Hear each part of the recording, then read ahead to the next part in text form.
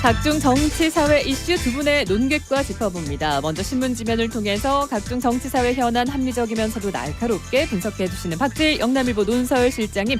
오늘도 벼르고 오셨습니까? 뭘 버려고요? 칼날을 벼르듯이 날카롭다고 하니까. 아니요. 나름 한번 얘기해 볼게요 또. 예, 알겠습니다. 정치, 사회 현안, 야구 해설처럼 기록과 확률로 접근하지만 각본 없는 드라마를 좋아하십니다. 천영길 시사평론가, 야구 요즘 후반기 좀 괜찮더니 어제는 졌네요. 네, 지난주 마지막 경기에 아주 충격적인 패배를 당했지만 그 분위기는 지금 한풀 꺾인 것 같습니다. 예. 네. 자, 정치 사회 이슈 우리가 또 짚어본다고 했는데 오늘은 경제로 좀 시작해 봐야 될 것 같은데, 물론 정치 사회 다 얽혀 있습니다만 앞서 말씀드렸다시피 미국과의 관세 협상 일단 공개가 좀 됐어요. 트럼프 네. 대통령이 전한 것 같고 우리 정부의 입장도 지금 나왔거든요. 그렇습니다.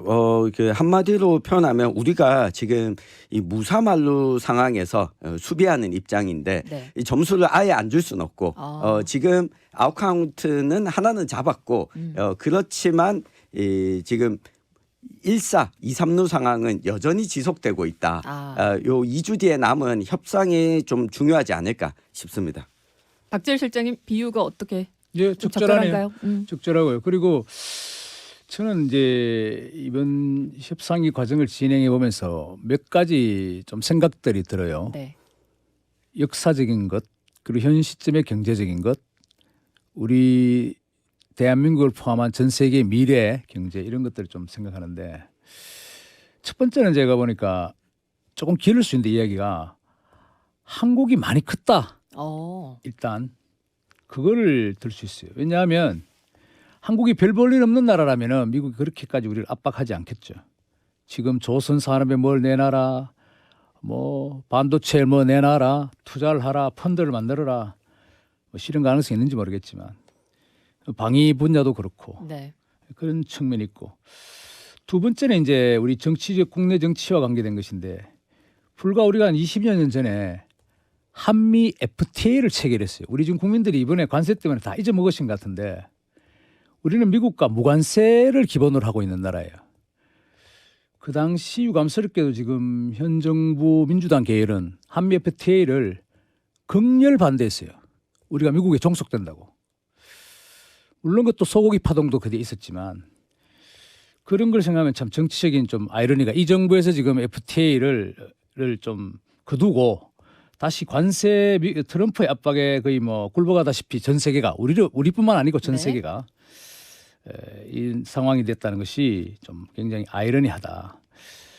또 하나 제가 마지막으로 좀 드리고 싶은 것은, 트럼프의 이 정책이 제가 이야기하는 것은 아니고 모든 세계의 어느 정도 좀 전문가들이 결코 지속 가능할 것 같지는 않다는 이야기를 해요.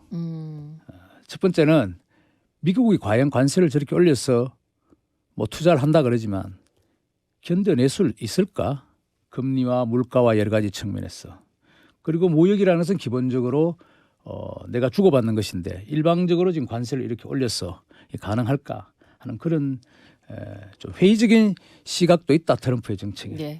자, 오늘은 속보로 전해졌기 때문에 저희가 이 정도로 좀 짚어보고, 분명히 또 이 관세 내용과 관련해서는 또 우리가 좀 더 내밀하게 또 훑어봐야 될 시간이 또 있을지도 모르겠습니다. 네, 이 예. 여야 입장이 아무래도 다를 것 같아서 그렇죠. 아마 다음 시간에 다뤄야 되지 않을까 싶습니다. 자, 오늘 저희가 준비한 내용은 앞서 제가 오리무중인 국민의힘 전당대회 날짜만 확실하다 이렇게 말씀을 드렸는데, 두 분의 이제 평가도 차차 듣겠습니다. 일단 8월 20일에 당대표와 최고위원 선출하게 되는데 어제 오늘 후보자 등록하거든요. 근데 그 전에 이제 국민의힘 전당대회 최고 과제가 뭔지부터 두 분께 듣고 싶습니다. 사실 좀 비상하게 치러지는 국민의힘 전당대회라고 봐야 되지 않습니까? 언제나 굴곡은 있었지만. 네, 이게 약간 좀 서글픈 얘기이기도 한데요. 전한길 씨가 이 국민의힘 전당대회에서 최고 화두가 되는 것 같습니다. 그러니까 전한길의 길이냐 아니면 한동훈의 길이냐, 네. 이 기로에 좀 서 있는데, 이 부분이 국민의힘 입장에서는 한마디로 좀 표현할 수 있는 전당대회 과제가 아닌가 싶습니다. 한동훈 전 대표는 출마하지 네. 않지만 네. 뭔가 상징적인 부분이 있다는 얘기죠. 전한길 그렇죠. 대 한동훈 구도. 네, 지금 뭐 구도가 이 출마한 이 후보자들의 면면을 보면 이 계엄에 반대하고 네. 이 탄핵에 찬성하고, 그리고 이 부정선거론 그리고 이 극우 정당화되는 것을 막아서는 이 한동훈의 길이냐, 아니면 앞서 이야기했던 것들을 이 곧바로 뒤집는 이 전환길의 길이냐, 요 기로에 서 있다. 요 부분을 아마 좀 눈여겨 보시면 좋을 것 지금 같습니다. 국민의힘 전당대회를 좀 진단해 주신 네. 것 같고 실장님께는 국민의힘이 전당대회를 통해서 무엇을 사실은 좀 이뤄야 되는지 뭐 과제는 무엇이라고 보세요? 지금 하고 있는 현상 말고? 뭐 누구나 다 알다시피 정치에 좀 관심 있는 분이라면 국민의힘은 지금 보수의 정체성, 과연 대한민국에서 보수란 무엇인가 하는 보수의 정체성을 좀 재건해야 하는 과제가 지금 절박하게 다가와 있죠. 네. 예, 그게 왜 또 절박하냐 하면 대한민국 사회에서 대체로 보수에 속하신다는 분들은 우리가 늘 다수라고 생각해 왔는데 이 사회에서 어느 날 보니 이게 소수로 전락해 있더라. 소수가 됐다는 거예요. 그래서 굉장히 공동체, 대한민국 공동체에 대한 어떤 결속력이 지금 떨어진 상태예요. 이게 특히 정권을 뺏겨버림으로써. 그러니까 이 국민의힘은 비록 정당이지만 대한민국 보수를 다 대변할 수는 없는 거잖아요. 네. 그렇지만 전위부대로서 국민의힘이 권력을 쟁취하려고 하는 노력하는 정당이라는 집단이라면 그 측면에서 보수의 재건을 좀 지금 해야 될 문제가 있다.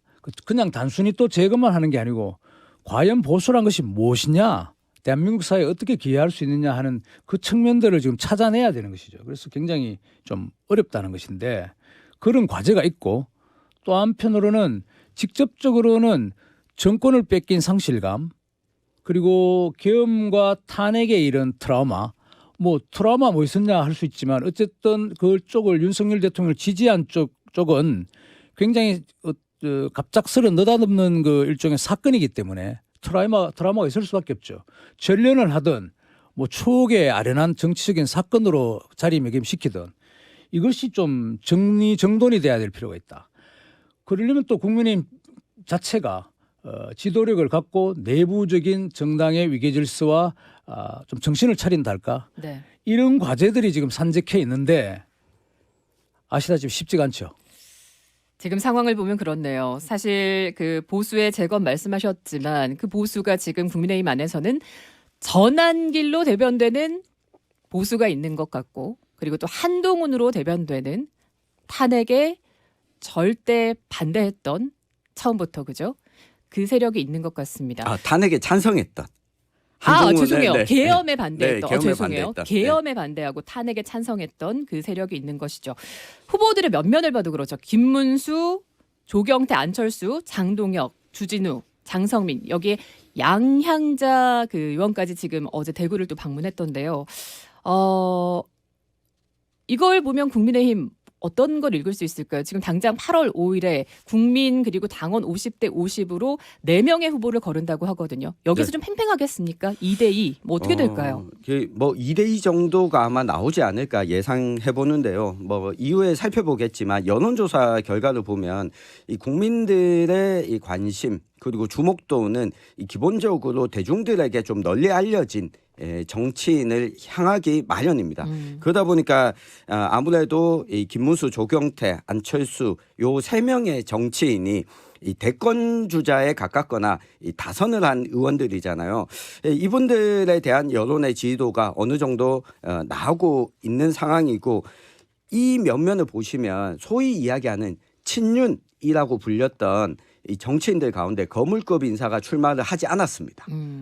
이 얘기는 일정 부분 친윤이라고 하는 거리를 소위 탄핵에 반대하는 쪽에서도 어느 정도 이 거리두기를 좀 하는 모습이거든요. 네. 그래서 이 예선 결과 컷오프 과정에서는 이 앞에서 탄핵에 좀 찬성하고 계엄에 반대했던 인사들이 좀 이 두각을 나타낼 텐데 과연 이게 이 결선까지 갔을 때 유지될 수 있을 거냐는 또 다른 얘기인 것 같습니다.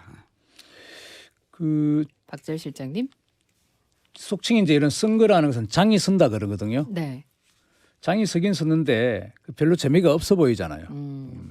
예를 들어 무슨 주자 방금 말씀하셨는데 출마하신 주자의 면면이 조금 신선하지가 않다는 것이고 뭐 차라리 홍준표 전 그 대선 후보도 예비 경선에 나섰던 뭐 탈당을 하지 않고 지금 경선에 나섰다면 한동훈 전 장관이 법무부 장관이 이번 선거에 또 뛰어들었다면 좀 다르겠죠. 그런데 이제 제가 모두에 말씀드렸다시피 당이 굉장히 그 혼란 상태이고 뭘 해야 될이 너무 산적하고 이게 성공하기가 쉽지가 않거든. 그러니까 이 대목에서 등장하는 것은 정치적으로 득될 게 없다는 것이 좀 지금 국민의힘 쪽에서 약간 거물이라고 할 수 있는 사람들이 예. 나서고 있지 않은 나오지 않는 이유다 이런 것인데 또 뭐 그나마 장이 안 섰지만 선장도 지금 보면은 한편으로는 또 내부적으로는 굉장히 극렬해요. 뭐 속칭 말로 뭐 네가 가라 하와이, 네가 떠나라 뭐 이런 식이잖아요. 예를 들면 뭐 보니까 안철수 의원도 지금 김문수 장관에 대해 가지고 당신이 졌어 그 이재명 대통령한테 거의 대통령직을 헌납하다시피 했는데 후보 교체 난리를 지우고 좀 나오지 마세요 떠나세요 이렇게 이야기했거든요. 근데 또 장동혁 의원 같은 경우는 또 이렇게 했어요. 안철수 네가 사퇴해라. 당신이 그 저 당론을 어기고 윤석열 대통령 탄핵에 민주당에 찬성했다. 가담해서 찬성을 해서 이 모양 이 지경이 됐는데 지금쯤은 뭐 윤석열 대통령이 서울구치소에 있는 것이 아니라 이재명 지금 대통령이 서울구치소에 있어야 될 텐데 안철수 당신 때문에 잘못됐다 이런 식이거든요.